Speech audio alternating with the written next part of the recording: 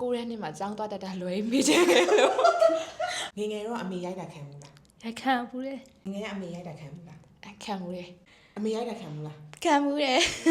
ငငယ်ကအမေရိုက်တာခံဘူးလားခံဘူးလေငငယ်ကအမေရိုက်တာခံဘူးလားအမေကတော့မရဘူးကျွန်တော်စူတာ Oh my god wow ငငယ်အမေရိုက်တာခံဘူးလားခံဘူးတယ်ငငယ်အမေရိုက်တာခံဘူးလားငငယ်အမေရိုက်တာခံဘူးလားခံဘူးတော့ငငယ်အရိုက်ခံဘူးလား6တန်းနှစ်လောက်တုန်းကအမှတ်နေလို့ဆိုပြီးတော့အကွက်ကိုအမေလက်မှတ်ကိုအတုလုပ်ပြီးထိုးခဲ့ဘူး nice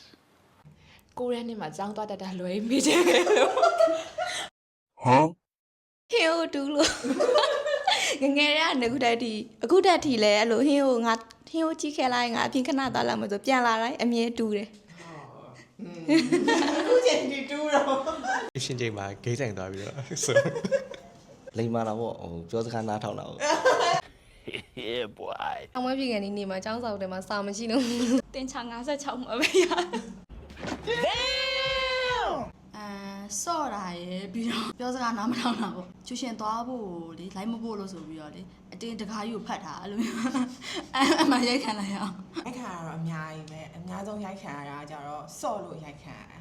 ဆော့တာကထမင်းမေ့ဟင်းမေ့ဆော့ပြီးတော့ရေမချိုးမှုမချိုးပဲဆော့လို့